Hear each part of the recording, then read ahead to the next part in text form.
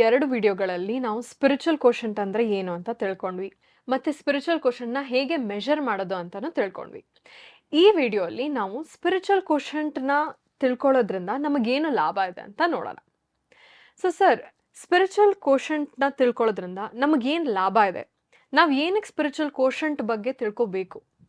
ಈಗ spiritual quotient ಅಂದರೆ ಅದು ನಮ್ಮ ಬಗ್ಗೆ ಅಂತ ಹೇಳುತ್ತೆ. ಸ್ಪಿರಿಟ್ ಅಂದರೆ ನಾನು ಜೀವ. ಸೊ ನನ್ನ ಬಗ್ಗೆ ನಾನು ತಿಳ್ಕೊಳ್ಳೋದ್ರಿಂದ ಏನು ಲಾಭ ಅನ್ನೋದು. ಹೌದು. ಇವತ್ತು ನಾವು ಜೀವನದಲ್ಲಿ ಎಲ್ಲದರ ಬಗ್ಗೆ ತಿಳ್ಕೊಳ್ತೀವಿ. ನಾವು ಹುಟ್ಟಿದಂಗೆನೇ ನಮ್ಮ ಅಪ್ಪ ಯಾರು, ಅಮ್ಮ ಯಾರು, ಸುತ್ತದ ಎನ್ವೈರನ್ಮೆಂಟ್ ಇದೆ, ಏನು ತಿಂದರೆ ನನಗೆ ಒಳ್ಳೆಯದು, ಇದೆಲ್ಲ ನಮಗೆ ಗೊತ್ತಾಗ್ತಾ ಹೋಗುತ್ತೆ ಬೆಳೀತಾ ಬೆಳೀತಾ. ಬೇಕಾದಷ್ಟು ಸ್ಕೂಲ್ಗೆ ಹೋಗ್ತೀವಿ, ವಿಷಯಗಳು ತಿಳ್ಕೊಳ್ತೀವಿ, ಪ್ರಪಂಚದ ಬಗ್ಗೆ ತಿಳ್ಕೊಳ್ತೀವಿ, ಹೇಗೆ ದುಡ್ಡು ಸಂಪಾದನೆ ಮಾಡೋದು, ಹೇಗೆ ವರ್ಕ್ ಆಗ್ತಾ ಇದೆ ಪ್ರಪಂಚ, ಇದೆಲ್ಲ ತಿಳ್ಕೊಳ್ತೀವಿ. ನಮ್ಮ ಸುತ್ತ ಇರುವಂತಹ ಎನ್ವೈರನ್ಮೆಂಟು, ಆ ಸರ್ಕಮ್ಸ್ಟೆನ್ಸಸ್ಸು, ನಮ್ಮ ಸುತ್ತ ಇರೋ ಜನಗಳು, ಆ ಸಂದರ್ಭಗಳು, ಅದಕ್ಕೆ ತಕ್ಕಂತೆ ನಮ್ಮ ಒಂದು ಕ್ಯಾರೆಕ್ಟರ್ ಬಿಲ್ಡ್ ಆಗ್ತಾ ಹೋಗುತ್ತೆ. ಹೌದು. ನಮ್ಮ ಒಂದು ವ್ಯಕ್ತಿತ್ವ ಬಿಲ್ಡ್ ಆಗ್ತಾ ಹೋಗುತ್ತೆ. ಇದರಲ್ಲಿ ಏನು ಮಿಸ್ ಆಗ್ತಾ ಇದೆ ಅಂದರೆ, ನನಗೆ ಎಲ್ಲದರ ಬಗ್ಗೆ ಪರಿಚಯ ಇದೆ, ಪಕ್ಕದ ಮನೆಯಲ್ಲಿರೋರು ಯಾರು ಅಂತ ಗೊತ್ತು, ಅವ್ರು ಯಾಕೆ ಹಿಂಗೆ ಸಿಟ್ಟು ಮಾಡ್ಕೋತಾರೆ, ಅವ್ರು ಶಾರ್ಟ್ ಟೆಂಪರು, ಈ ಕಡೆ ಅಂಕಲ್ ಇದ್ದಾರಲ್ಲ ಅವ್ರು ಸಿಕ್ಕಾಪಟ್ಟೆ ಕೋಪ, ಈ ಕಡೆ ಅಂಕಲ್ ತುಂಬ ಒಳ್ಳೆಯವರು, ಈ ಆಂಟಿ ತುಂಬ ಪಾಪ ಸಾಫ್ಟು, ಇದೆಲ್ಲ ಗೊತ್ತು ನಮಗೆ.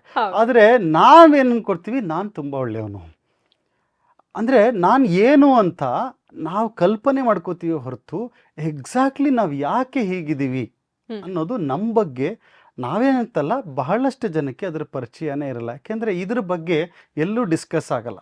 ಹೌದು. ನಮಗೆ ಸ್ವಭಾವ ಅಂತ ಹೇಳಿದೆ, ಪ್ರತಿಯೊಂದು ಜೀವಕ್ಕೆ ಒಂದು ಸ್ವಭಾವ ಅಂತ ಇರುತ್ತೆ. ಹೌದು. ಅಂದರೆ ಅದು ಇನ್ನೇಟ್ ನೇಚರ್. ನಮ್ಮ ಸ್ವಭಾವ ಏನು, ನಾವು ಸಾಮಾನ್ಯವಾಗಿ ಮಾತಾಡ್ತೀವಿ ನೋಡಿ, ಅವ್ರ ಸ್ವಭಾವನೇ ಹಾಗೆ, ಅವ್ರು ಸ್ವಲ್ಪ ಕೋಪ ಜಾಸ್ತಿ, ಸ್ವಲ್ಪ ನೀವೇ ಅಡ್ಜಸ್ಟ್ ಮಾಡ್ಕೊಳ್ಳಿ ಅಂದರೆ ವಿ ಅಕ್ಸೆಪ್ಟ್, ನಾವು ಒಪ್ಕೊಂಡ್ಬಿಡ್ತೀವಿ, ಅವ್ರು ಇರೋದೇ ಹಾಗೆ, ಏನು ಮಾಡೋಕ್ಕಾಗಲ್ಲ, ನಾವೇ ಸ್ವಲ್ಪ ಅಡ್ಜಸ್ಟ್ ಮಾಡ್ಕೊಂಡು ಹೋಗ್ಬೋಣ, ಏನೋ ಸಿಟ್ಟು ಬಂದರೆ ಬೈತಾರೆ, ಆಮೇಲೆ ಪಾಪ ಅವರೇ ಬಂದು ಸಾರಿ ಕೇಳ್ತಾರೆ. ಅದನ್ನು ಅವ್ರ ಸ್ವಭಾವ ಅಂತ. ಯಾಕೆ ಅಂದರೆ ನಮಗೆ ಗೊತ್ತು ಸ್ವಭಾವನ ಚೇಂಜ್ ಮಾಡೋಕ್ಕಾಗಲ್ಲ ಅಂತ. ಇನ್ನೊಂದು ವಿಷಯ ಇದೆ, ಅದು ಪ್ರಭಾವ. ಅಂದರೆ ಇನ್ಫ್ಲೂಯೆನ್ಸ್. ನಮಗೆ ನಮ್ಮ ಜೀವನದಲ್ಲಿ ಸ್ವಭಾವಕ್ಕಿಂತ ಪ್ರಭಾವನೇ ಜಾಸ್ತಿ. ಮಕ್ಕಳಿದ್ದಾಗ ನಮ್ಮ ತಂದೆ ತಾಯಿಗಳು ಹೇಗೆ ಯೋಚನೆ ಮಾಡ್ತಾರೆ ಹಾಗೆ ನಾವು ಯೋಚನೆ ಮಾಡ್ತೀವಿ. ನಮ್ಮ ತಂದೆ ತಾಯಿಗಳು ಲೈಫಲ್ಲೇ ದುಡ್ಡು ಮಾಡಿಲ್ಲ ಅಂದರೆ ನಾವು ದುಡ್ಡು ಮಾಡಲ್ಲ. ನಮ್ಮ ತಂದೆ ತಾಯಿಗಳು ಒಳ್ಳೊಳ್ಳೆ ಚೆನ್ನಾಗಿ ಎಜುಕೇಟೆಡ್ ಇದ್ದಾರೆ, ಅವ್ರಿಗೆಲ್ಲ ನಾಲೆಡ್ಜ್ ಇದೆ ಅಂದರೆ ನಮಗೂ ನಾಲೆಡ್ಜ್ ಬರುತ್ತೆ. ಅದೇ ಥರ ನಾವಿರೋವಂಥ ಎನ್ವೈರನ್ಮೆಂಟಲ್ಲಿ ಸಾಕಷ್ಟು ಸತ್ಯ ಧರ್ಮದಿಂದ ನಡ್ಕೊಳ್ಳೋ ಜನಗಳಿದ್ದಾರೆ ಅಂದರೆ ನಾವು ಧಾರ್ಮಿಕರಾಗ್ತೀವಿ. ನಮ್ಮ ಸುತ್ತ ಇರೋರೆಲ್ಲ ಮೋಸ ಮಾಡೋರಿದ್ದಾರೆ ಅಂದರೆ ನಾವು ಹೇಗೆ ಮೋಸ ಮಾಡೋದು ಅಂತ ಅವ್ರಿಗಿಂತ ಚೆನ್ನಾಗಿ ಕಲಿತೀವಿ. ಸೊ ಇದೆಲ್ಲ ಪ್ರಭಾವ ಆಯಿತು.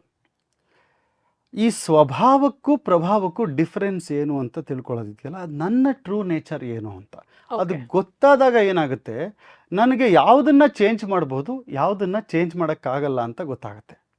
ಯಾವುದು ನನ್ನ ಸ್ವಭಾವ ಅದನ್ನು ನಾನು ಚೇಂಜ್ ಮಾಡೋಕ್ಕಾಗಲ್ಲ, ಆದರೆ ಅದನ್ನೇ ನನ್ನ ಸ್ಟ್ರೆಂತ್ ಆಗಿ ಉಪಯೋಗಿಸ್ಕೊಳ್ಬಹುದು.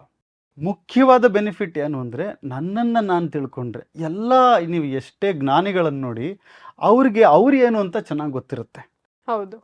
ನಾನು ಏನು ತಿನ್ನಬೇಕು, ಏನು ತಿನ್ನಬಾರ್ದು, ಯಾವ ಜಾಗದಲ್ಲಿ ಇದ್ದರೆ ನಾನು ಚೆನ್ನಾಗಿರ್ತೀನಿ, ಎಲ್ಲಿ ಯಾರ ಜೊತೆ ನಾನು ಎಷ್ಟು ಮಾತಾಡಬೇಕು, ಯಾವುದು ನನಗೆ ಬೇಕು ಜೀವನದಲ್ಲಿ, ಯಾವುದು ಬೇಡ ಅನ್ನೋದನ್ನು ಅವರಿಗೆ ಅವರು ಕರೆಕ್ಟಾಗಿ ತಿಳ್ಕೊಂಡಿರ್ತಾರೆ. ಅದು ತಿಳ್ಕೊಂಡಿದ್ದಕ್ಕೆ ಅವರು ಆನಂದವಾಗಿರ್ತಾರೆ. ಸಿಚುವೇಶನ್ ಏನು ಬೇಕಾದ್ರೆ ಚೇಂಜ್ ಆಗ್ಬೋದು, ಫೇವರಬಲ್ ಸಿಚುವೇಶನ್ ಇರಬಹುದು, ಇಲ್ಲದೇ ಇರುವಂತಹ ಕಷ್ಟವಾದ ಸಿಚುವೇಶನ್ ಇರ್ಬೋದು, ಆದರೂ ಅವ್ರಿಗೆ ದುಃಖ ಆಗಲ್ಲ. ಹೌದು. ಅದನ್ನು ಹಾಗೆ ತಗೊಳ್ತಾರೆ, ಯಾಕೆಂದರೆ ಅವ್ರ ಬಗ್ಗೆ ಅವ್ರಿಗೆ ಗೊತ್ತಿರುತ್ತೆ. ಸೊ ಈ ಬೆನಿಫಿಟ್ ಏನಂದರೆ, ನಮ್ಮ ಬಗ್ಗೆ ನಾವು ತಿಳ್ಕೊಂಡಾಗ ನಾವು ನಮ್ಮ ಥರ ಜೀವನ ಮಾಡ್ಬೋದು. ಇಲ್ಲ ಅಂದರೆ ಅವ್ರು ಯಾರೋ ಹಿಂಗಿದ್ದಾರೆ, ಅವ್ರ ಥರ ನಾನಾಗಬೇಕು, ಇವ್ರ ಥರ ನಾನಾಗಬೇಕು ಅಂತ ಬೇರೆಯವ್ರನ್ನ ಅನುಕರಣೆ ಮಾಡಿ, ಅವ್ರು ಯಾರೋ ಫಿಲ್ಮ್ ಸ್ಟಾರ್ ಈ ಥರ ಇದ್ದಾರೆ, ಅವ್ರ ಥರ ನಾವು ಮಾಡಿಬಿಡ್ಬೇಕು, ಈ ಪಕ್ಕದ ಮನೆಯವರೇನೋ 2 ಮನೆ ಕಟ್ಬಿಟ್ರು, ನಾನು 3 ಮನೆ ಕಟ್ಟಬೇಕು, ಇದಕ್ಕೆ ಬಿದ್ದುಬಿಡ್ತೀವಿ ಹೊರತು ನಮ್ಮತನದಲ್ಲಿ ನಾವು ಇಂಟ್ರೆಸ್ಟೇ ತೋರಿಸಲ್ಲ. ನಮ್ಮತನದಲ್ಲಿದ್ದರೆ ನಾವು ಆನಂದವಾಗಿರ್ತೀವಿ.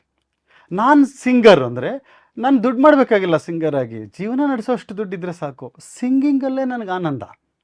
ಸೊ ಆ ನನ್ನ ತನ ಏನು ಅಂತ ತಿಳ್ಕೊಳ್ಳೋದಿದೆಯಲ್ಲ, ಅದು ತಿಳ್ಕೊಳ್ಳೋದಕ್ಕೆ ನಮಗೆ ಈ ಅಧ್ಯಾತ್ಮ ಹೆಲ್ಪ್ ಮಾಡುತ್ತೆ. ಈ ವೇದಶಾಸ್ತ್ರಗಳಿರೋ ಜ್ಞಾನನ ನಾವು ಪಡ್ಕೊಂಡಾಗ ಅದು ಏನಿದೆ ಜೀವದ ಲಕ್ಷಣ, ನಾನು ಯಾವ ಥರ ಈ ಥರ ಯಾಕಿದೆ ಇಷ್ಟ ಆಗುತ್ತೆ ನನಗೆ. ಸೊ ನಮ್ಮ ತನ ಏನು ಅಂತ ತಿಳ್ಕೊಂಡಾಗ ಆನಂದ ಅದು. ಬರೀ ಎಕ್ಸ್ಟರ್ನಲ್ ಬಗ್ಗೆ ನಾನು ಎಕ್ಸಾಂಪಲ್ ಹೇಳಿದೆ.